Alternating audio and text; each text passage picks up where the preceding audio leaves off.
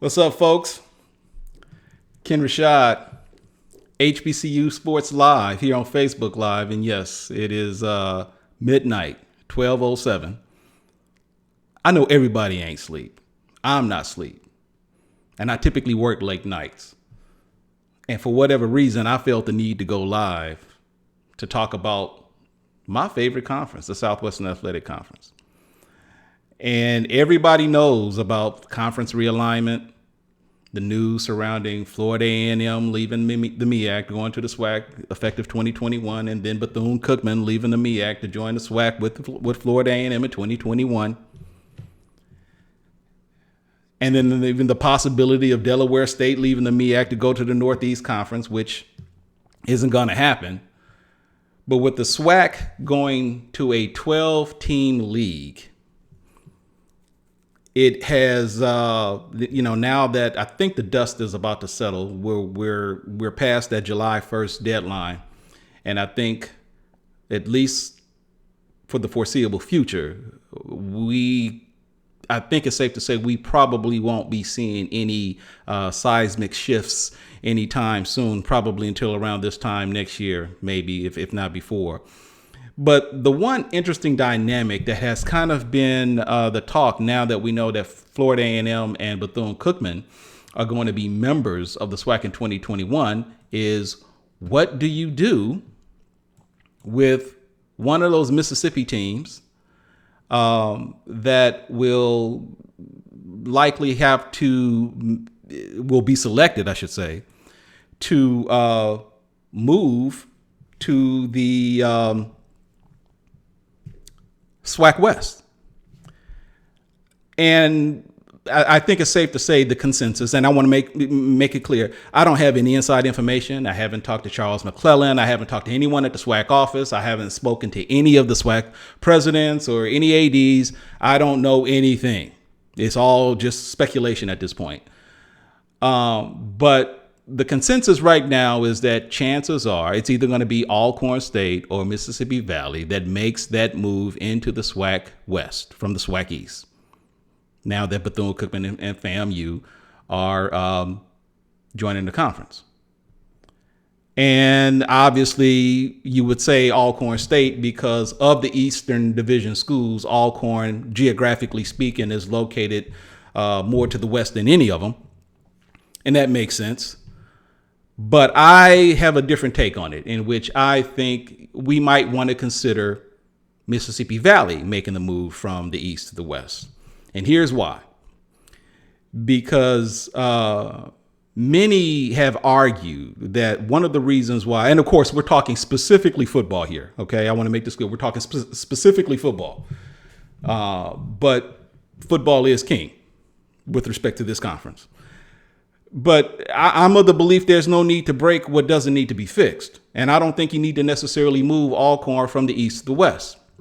But there's been this belief that the reason why Alcorn State has dominated in the Eastern Division as much as they have is because the belief is that Alcorn has played in a weaker division, that they greatly benefited due to playing in a weaker division. And I say, if that's the case, move the perceived weakest link in Mississippi Valley, move that team from the west to the east, and you don't necessarily do any damage to the Western Division, which is the perceived stronger conference, but you move the weak link from the East Division to the west, which will align Mississippi Valley, which is located in Itta Bena. Geographically, it aligns Mississippi Valley with Arkansas Pine Bluff, and you're looking at less than a 3-hour drive. But the thing is that it keeps all of the territorial rivalries intact. There's no need to separate Alcorn from Jackson State and putting them into separate divisions. And here's why, because it presents a very unique dynamic in that you keep the territorial rivalries in play, right? You got Prairie View and Texas Southern, Grambling and Southern. You now have UAPB and Mississippi Valley. That is your Western Division. You still have Jackson State and Alcorn, that rivalry, and I'm good with respect to the end of the year. Alabama State and A&M, and then of course now you got Florida A&M and Bethune-Cookman. But just think of the dynamic and the drama that could come with that, because we've seen this happen with the Bayou Classic, depending on how things go over the course of the season. And you have a situation where the Bayou Classic, and again, we've seen this before, becomes a playoff game. And just think if, say, Jackson State and Alcorn State have stellar seasons, and for whatever reason, that game comes down to the point to where the Soul Bowl becomes a playoff game, to the extent that the winner of that game becomes the East Division representative in the SWAC championship game. The same thing can happen with Bethune-Cookman and FAMU in the Florida Classic. So it has absolutely nothing to do. I had one guy on the message board argue that we were trying that I guess my suggestion would be forcing a rivalry between UAPB and Mississippi Valley. And that's not what my belief is. I'm not trying to force any rivalries. The key is to just simply preserve what's already in place. Valley is in a very unique position. You're along with Valley, Jackson State, and Alcorn. You guys are literally right in the middle of the SWAC footprint. So travel isn't really as big of an issue as it is for, say, the Texas schools or even the Alabama schools, and now the Florida schools when it comes to traveling across the division. So it's just a thought, and I felt the need to comment that because I just think that. While I'll just on the side note, I'm not really a big fan of Bethune-Cookman coming into the SWAC. I really was okay with leaving it an 11-team conference with the possibility of dingling that carrot out there, thinking that Tennessee State would come, but that's another issue for another day. But Bethune-Cookman will be that 12th member, and I think that's just simply the way it should be. I see got a couple of people checking in. What's up, Chad? Tamika? Reginald? So what you guys think? But that's my 2 cents, and I think that will be the that's what I think we do going forward. So let me see what's so Chad says Tennessee State 2022. I guess that's possible, brother, right? Who's to say that things won't change between now and then. But I tweeted this a couple of days ago that it wouldn't surprise me at all if the SWAC became a 13 or 14 member conference. I don't know who that other member would be. I don't know, maybe South Carolina State, but I don't know if the MEAC really can afford to lose any more members. And to be quite honest with you, I really don't want to see any more teams leave the MEAC. That's just my thought on that. Ronaldo, how are you going to bring that up and leave us hanging? Who is us, Ronaldo? Who's us? I'm not sure. What school you representing, brother? So that's just the way I see it right now. But yeah, it's 12:15, and I felt the need to talk SWAC sports. And I'm just going to leave it at that. So, look, I appreciate you guys for your support. This is obviously live on Facebook, but we're obviously going to have this later on YouTube. Make sure that you subscribe to us, please. Subscribe on YouTube. Make sure you follow us on the social media networks. And if you have an opportunity to donate to the cause, by all means, do so, because we are making a tremendous push to give you better coverage, and in doing so, it requires having the necessary resources to do so. Kenyatta, what's up, brother? 14 member? I think it's going to happen. I just don't know who the schools are, but I would love to see Tennessee State in that mix. Tennessee State, y'all need to come with it. Would love to see you come. Don't know who that other team would be, but would love to have Tennessee State to be a part of that. I think it'd be great for your program, and the SWAC would be able to do for you what the Ohio Valley Conference can't. I'll leave it at that. And you obviously know your dynamics better than I do, but I would love to have Tennessee State be a part of the mix and make it that dynamic, strong, super years ago people used to talk about this hyper super dynamic HBCU conference. Chad Jones, Tarleton State, really? You know what, man? I can see why you would say that. Tarleton State, man, they got some backers, man. And you notice I'm not that's not an outrageous suggestion. Tarleton State got some backers. They are on the come up. And for those of you who don't know, Tarleton State is located here in Texas. And man, these schools here, Texas don't play with these public institutions, man, when it comes to football. But Tarleton State, brother, I hear you. And look, that's not an outrageous quote at all. But I don't know if it's going to happen. I don't know what the Southland might say or how they may view about possibly going to the Southland. But brother, Tarleton State is serious. Didn't they just build like a brand new facility there not too long ago or something like that? But yeah, Tarleton State is coming with it. But would love to. DT Green, what's up? Tennessee State and Delta State. Delta State. I don't know. Look, I'm not gonna lie to you.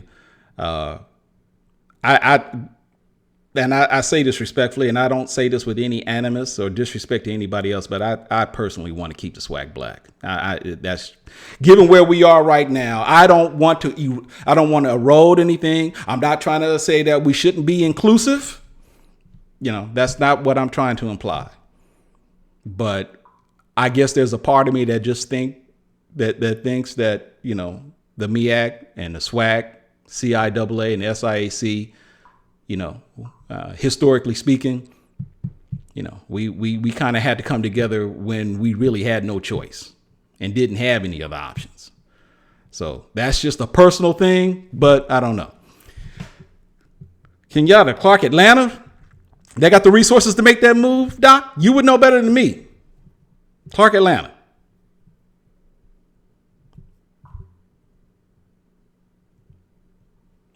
Yeah, DT. Look, man. I'm going live past your bad time. Look, brother. It just hit me. It hit me, and I said, you know what? Let's do it. Let's go ahead and do it live. Tarleton is a different kind of smoke. We already. Hey, like I said, man, no arguments here with Tarleton State. They're coming with it.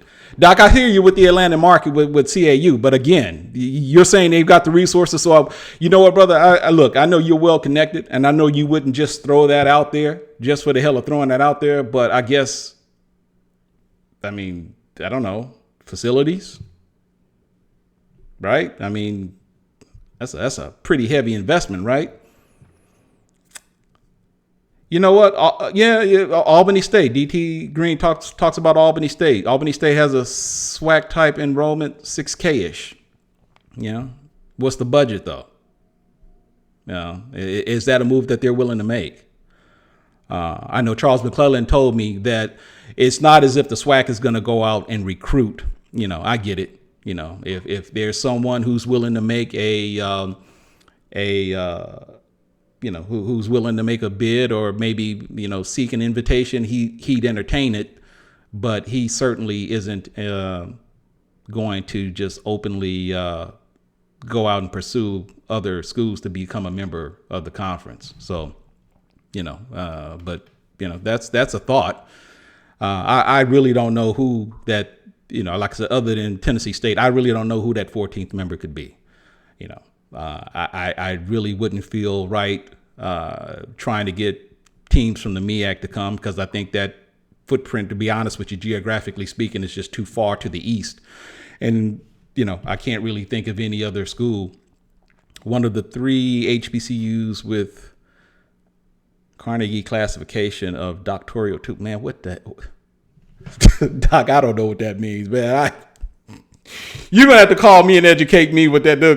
I don't know what that means, but I guess that's something good, right? Whatever that is, if you say it's good, it's good. And if it's something that you think CAU can do, then look, I'm not in the position to disagree, because I sure as hell don't know what the Carnegie classification of doctoral 2 is. What is that? You're gonna Chad Jones, division won't be rolled out until late July. I hear you. But again, but I put like this. I don't want to stray too far out, but I am interested, since you guys are giving me feedback. Alcorn State or Mississippi Valley? Why or why not?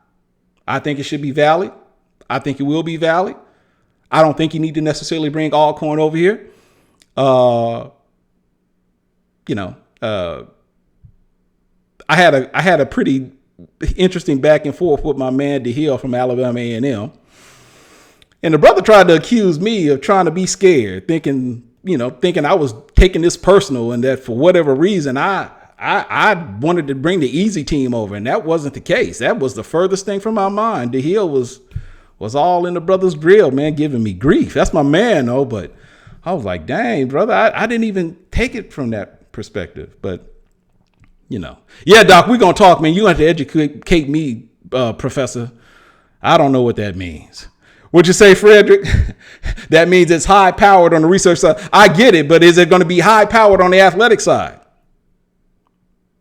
But Doc is going to educate me. Doc is going to make me wiser by the end of this week. Kenyatta says Alcorn State. Come on, Doc. That's not what I wanted to hear, but I hear you. Look, I understand the logic. I'm not saying it's a bad decision. Chad Jones, Graham beats all East teams, so why would we? Let me take my neutral hat off, Chad. I'm right there with you, brother. I mean, what we got to be scared about, right? Why? And there's no need to be scared, but DeHill thinks we're scared. We'll see, DT. With Tennessee State and the SWAC put the conference footprint far enough north to split divisions between North and South? I don't know if that's necessary. I've heard that scenario come up, though, DT. I don't know if that's necessary, though. You just, obviously schools can't help where they are geographically. But if you've already got an East-West division with schools out in Texas and Louisiana and so forth, when you really think about it now, I mean, Tennessee State isn't that far from Memphis and Huntsville, from Huntsville and Montgomery, right? What's the drive time? 2.5 hours or something like that? So it's not that far. So I don't know if we necessarily have to change the divisions from east to west to north to south. So I don't know if that would be necessary, but we'd still love to have Tennessee State in. Kelvin Maynard, BCU Wildcats in the house. Okay. I see your governor gave y'all some money today, huh? That's good. That's good, man. But yeah, I'm not going to talk about them. We're gonna keep this about sports. I'm not going to talk about DeSantis right now. But anyway, brothers, hey man, I'm gonna wrap this up. I might do this again in the near future, man. Have one of these. I don't know. We'll call it late night with Ken Rashad. I don't know. What, brother? I'm not hating, Kelvin. What hate? There's no hate. I just said that DeSantis gave you guys some money, man. I said that with appreciation. Now, that's not hate. Let me tell you guys something right now, man. I want to make this clear because many of you know me, like really know me, to know, there's, I can draw the line between school pride. I went to Grambling. I'm a proud Gramblinite, and I don't try to hide it or deny it. But you guys know there's no animus with me, man. There is no, you will never see me be in a position to where I want to see an HBCU fail. That's just not it. So, Kelvin, that you also said I said I wasn't crazy about you guys coming to the conference, but that shouldn't be confused with hate. I just didn't see what the benefit was. So here's the thing. Athletic directors all the time talk about this geographic footprint and how they want to do what is best with the student athlete. And I'm not saying that they don't care about the student athlete, but when these athletic directors and presidents make these decisions, I wonder sometimes, do you actually go and you seek the opinion of those student athletes about what they want to do or what they think is best? I don't know if they do or not. But brother, it had absolutely nothing to do with BCU. My point was strictly, is that the best move for the SWAC as well as it is for BCU?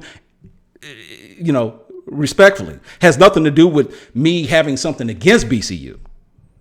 So please don't confuse that, because I said this about FAMU. With respect to the decision that they made, because this was something of a debate.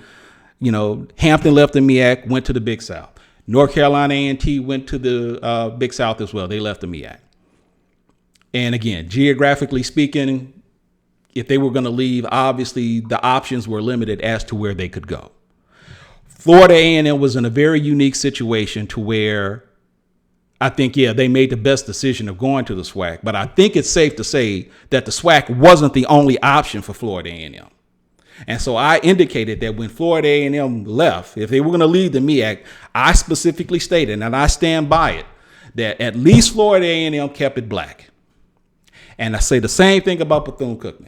If you guys were going to leave the MEAC because they were talking about the possibility of going, some partnership with the Atlantic Sun or the Big South, and I guess I'll say that the same. I will say the same for Bethune-Cookman. You guys left the MEAC, but at least you kept it black and you came to the SWAC. I just don't believe that we only have 2 HBCU Division I HBCU conferences out there, and I just don't. I can't sit up here and say that I take pride in these schools these conferences being eroded because schools feel the need to go jump to other conferences. I understand there's a business element here, and these athletic directors and presidents have to do what's in the best interest of those schools. But again, there's a historical factor here that, and I'm speaking emotionally here. I didn't want A&T to leave. And there is a part of me that says, well, now that FAMU and Bethune-Cookman has left, and Jay Walker said this on Twitter as well, and I'm inclined to agree. North Carolina A&T and Hampton, bring your asses back to the MEAC. The geographic footprint is no longer a factor now, because A&T, you're going to be playing games down in Kennesaw, Georgia, and North Alabama. Where's that footprint now? But like I said, Kelvin, it has nothing to do. It's not personal with Bethune-Cookman, man. I just didn't know if that was a sound business decision. But you guys know the landscape, know your financial elements better than I do. I'm just saying on the conference, on the surface, with respect to distance and travel, because we always hear about that being a primary factor about cost and so forth. That plane ride for those students, I'm just thinking there's going to be a day when Prairie View is going to have to play Bethune-Cookman in a football game. Somebody's going to drive or fly from Daytona Beach, Florida to Houston, Texas, and then take a bus from Houston to Prairie View. That's a hell of a trip. So I hope we're good, Kelvin. But look, man, and I appreciate the question, because I'd rather you ask and not misunderstand me. But I appreciate that. What's up? Who is this? Let's see. From a marching band perspective, it's not necessarily a bad move. No, it's not. Blade, it's not. Won't lie with you there. That's another discussion for another component. But you know what? I will ask you guys this. This is one thing I noticed about you, FAMU, and you BCU, about your halftime shows. You got those announcers that, what's up with the way they talk? Oh, FAMU, Bethune-Cookman. They talk alike. What's up?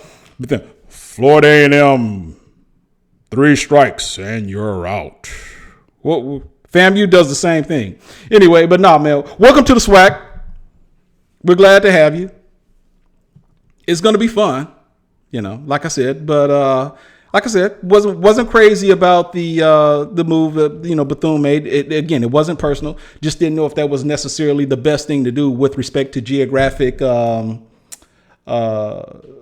location and traveling and so forth. So anyway, man, it is 12:30 and I'm going to be up for a little while, but I'm going to end it here. But dude, you know what? No one is doing this, and I may very well schedule these in the future. So, let's end it here, man. But, keep those comments coming, man. We'll talk about this, and who knows, we may do this more often than not if I'm up to it. Okay, well, Doc, man, what's up? I was just about to go. On the Prairie View A&M already charters both. Yeah, I'm just saying, but there's still a cost element to that, Kenyatta. I'm not saying that it's not capable. I'm just saying that's a longer flight. I get you. JR, what's up, man? It ain't late for you. You out there on the West Coast, man. That's my man. John be calling me, dude. John, man, JR is my man and a half. Man, that's my man that keeps me up on what's going on out there in LA. He be making me feel bad too. What's up, man? Flood, take your ass. See. Flood, I did you a favor, brother. Come on. You be calling me at the last minute. Yo, brother, I need you to come on my show. Then you gonna do me like that, Flood? Well, you know what? I'm about to take my ass to bed, man. Y'all have a good night, man. Support HBCU sports, man. Go HBCUs, and I'll see you guys next time. Yo.